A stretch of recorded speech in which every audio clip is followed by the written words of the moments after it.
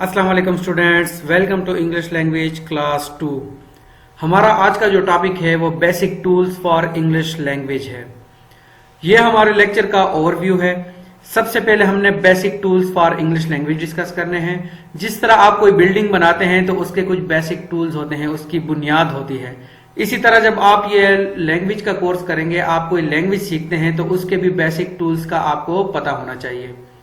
इसके अलावा second number पर structure of English sentence, English का जुमला हम किस तरतीब से बनाएंगे, कौन सा स्ट्रक्चर यूज करेंगे इंग्लिश का सेंटेंस बनाते हुए। फिर उस स्ट्रक्चर को यूज करके हम वर्ड आई को इस्तेमाल करके हम कुछ सेंटेंसेस बनाएंगे। फिर उसके बाद कुछ वर्ड्स मीनिंग आपको बताऊंगा फॉर प्रैक्टिस। प्रैक्टिस किस चीज के लिए, नेक्स्ट क्लास में मैं आपको कुछ सेंटेंसेस दूंगा, कुछ होमवर्क दूंगा। वो अगर आपने ये वर्ड्स मीनिंग सीखे होंगे तो आप वो सेंटेंसेस आसानी से बना सकेंगे। नंबर 5 पर है हमारी प्रैक्टिस विद वीडियो क्लिप। जिस तरह पहले लेक्चर में आपको एक वीडियो रन करवाकर मैंने दी थी, लेक्चर के आखिर में एक वीडियो रन की थी और आपको एक तरतीब बताई थी, उसी तरतीब से आपने ये वीडियो क्लिप भी सुनना है। जिन्होंने लेक्चर नंबर 1 नहीं देखा, लेक्चर नंबर 1 नहीं सुना, वो काइंडली वो लेक्चर नंबर 1 को रिवाइज कर दें ताकि आपको कोर्स की तरतीब की समझ आ जाए। तो सबसे पहले basic tools for English language, English learning.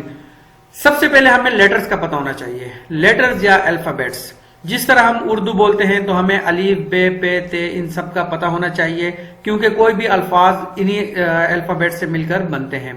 तो इसी तरह इंग्लिश में इनको अल्फाबेट्स या लेटर्स कहते हैं, ए बी सी से लेकर जेड तक। ज्यादातर लोग इसके बारे में जानते होंगे, तो जिनको नहीं पता वो भी ABC की प्रैक्टिस कर लें जेड तक। अच्छा, जब ये अल्फाबेट्स आपस में मिलते हैं तो इनसे वर्ड्स बनते हैं, कॉम्बिनेशन ऑफ अल्फाबेट्स। फर्ज करें टेबल, बुक, एनिमल्स, ये सारे अल्फाज अगर आप देखें ये अल्फाबेट से मिलकर ही बने हैं। T एक अल्फाबेट है, A एक अल्फाबेट है, इसी तरह B, L, E ये सारे अल्फाबेट्स हैं और इन्होंने मिलकर क्या बनाया, एक वर्ड बनाया।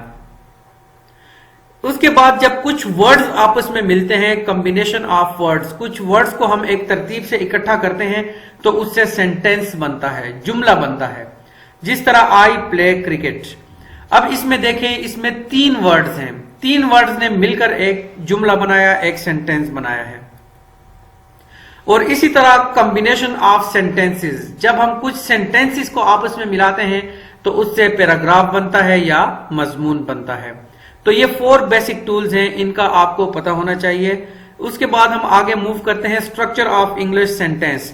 जब हम कोई जुमला बोलते हैं या कोई जुमला लिखते हैं तो उसका स्ट्रक्चर क्या होगा, ये बेसिक स्ट्रक्चर है। आप इंग्लिश का कोई भी सेंटेंस बोलेंगे, ये 3 स्ट्रक्चर जो हैं, ये 3 वर्ड जो हैं, ये आपके जहन में, आपके नॉलेज में होने चाहिए। सबसे पहले सब्जेक्ट।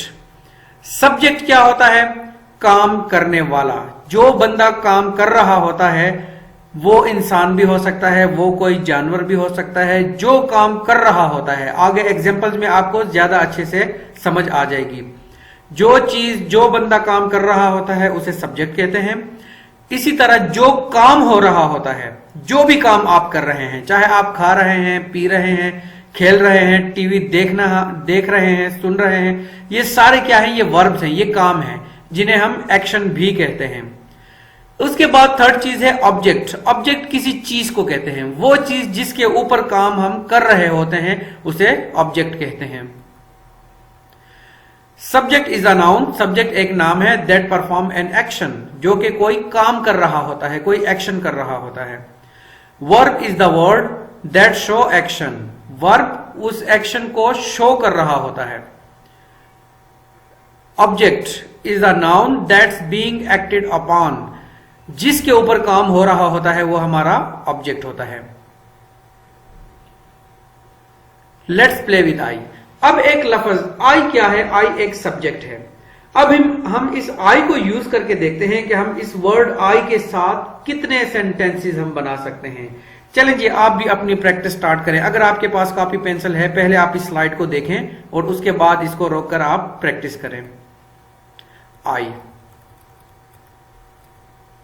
जी, सबसे पहले हम आई के साथ लगाते हैं प्ले। सिर्फ आपने प्ले लगाना है। अब प्ले के आगे आप कुछ भी लगा सकते हैं, प्ले के आगे आप गेम भी लगा सकते हैं, आप क्रिकेट भी लगा सकते हैं, आप हॉकी भी लगा सकते हैं, आप बैडमिंटन भी लगा सकते हैं। तो आपने सबसे पहले आई के साथ क्या लगाना है, प्ले, यानी मैं खेलता हूं, आई प्ले। आई राइट, मैं लिखता हूं। आई लिसन, मैं सुनता हूं। आई वेयर, मैं पहनता हूं। आई वॉच, मैं देखता हूं। आई ईट, मैं खाता हूं। आई कुक, मैं बनाता हूं या पकाता हूं। अब देखें, इन सब अल्फाज के सामने आप कोई भी लफ्ज लगा सकते हैं बतौर ऑब्जेक्ट, यानी आई हो गया हमारा सब्जेक्ट, और आई के बाद ये जितने भी अल्फाज हैं, प्ले, राइट, लिसन, ये हमारे एक्शन हैं, ये हमारे वर्ब्स हैं, काम हैं। अब आई प्ले, अब आप आई को यूज करके कोई भी अल्फाज लिख सकते हैं। यहां पर मैंने तकरीबन 7-8 अल्फाज लिख दिए हैं। आप अपनी मर्जी से अपने जहन को इस्तेमाल कर कुछ इस तरह के जुमले बनाएं।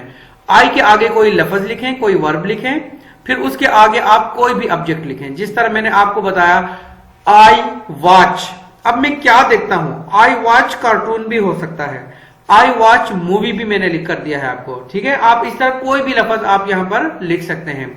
आई ईट मैंगो, मैं आम खाता हूं। आई ईट बनाना, आई ईट बिरयानी, आई ईट, कोई भी आप इसके साथ ईट के आगे कोई भी चीज आप आगे लगा सकते हैं। तो आपने अब प्रैक्टिस करके 8-10 जुमले इस तरह के बनाने हैं। हमारी हौसला अफजाई के लिए चैनल को लाजमन सब्सक्राइब करें। बहुत शुक्रिया। अच्छा जी, अब हम देखते हैं कुछ वर्ड्स मीनिंग। ये वर्ड्स मीनिंग आपको आगे बहुत काम आने हैं। नेक्स्ट लेक्चर में मैंने आपको कुछ सेंटेंसेस देने हैं। अगर आपको ये वर्ड्स मीनिंग आते हैं तो आप वो सेंटेंसेस इजीली कर लेंगे। आपने सिर्फ उसमें सब्जेक्ट, वर्ब और ऑब्जेक्ट लगाने हैं, ठीक है। आपने कोई ग्रामर किसी चीज के ऊपर आपने फोकस नहीं करना, एस या ईएस वगैरह लगाने की कोई जरूरत नहीं है। हम यहां पर सिर्फ जुमला बना रहे हैं, हम यहां पर टेंसेस नहीं कर रहे। आई, मैं, मी, मुझे, वी, हम, अस, हमें, यू, तुम या आप, दे, वो, जमा, यानी अगर वहां पर कुछ ज्यादा लोग हैं तो आप उनके लिए दे इस्तेमाल करते हैं। अगर सिंगल है और वो लड़का है तो आप ही इस्तेमाल करेंगे, अगर लड़की है तो आप शी इस्तेमाल करेंगे। और इसी के लिए जमा के लिए हम देम भी इस्तेमाल करते हैं। He, him, she, her, it, go, like, पसंद करना, यूज, इस्तेमाल, रीड, पढ़ना, राइट, लिखना, बाय, खरीदना, प्ले, खेलना, वॉच, देखना, ईट, खाना, लिसन, सुनना, गो, जाना, स्पीक, बोलना, ड्रिंक, पीना, टेक, चाय पीना, वॉच, देखना। इन वर्ड मीनिंग को आपने लाजमन सीखना है। अगर तो आपको ये पहले से आते हैं तो बहुत अच्छी बात है, नहीं आते तो ये डेली रूटीन में यूज होने वाले अल्फाज हैं। अगर आपने इंग्लिश सीखनी है तो ये वर्ड मीनिंग आपको आने चाहिए। क्लास प्रैक्टिस, अब जो है एक वीडियो क्लिप चलेगा और आपने उसी तरीके से उसे सुनना है जिस तरह मैं आपको गाइड कर चुका हूं। आपके पास कागज पेंसिल होने चाहिए। एक दफा फिर बता देता हूं, कागज पेंसिल आपके पास होने चाहिए। जितने अल्फाज आपको समझ आते हैं 2 दफा वीडियो देखने के बाद, तीसरी दफा आपने बगैर वीडियो को देखे सिर्फ कान उसकी तरफ फोकस करने हैं और वो अल्फाज आपने लिखना शुरू कर देने हैं। तो चलें अपनी प्रैक्टिस स्टार्ट करते हैं। Life rule number 3 is you have never arrived enough to explore new opportunities. And there's nothing wrong with being ambitious. Ladies, listen to me.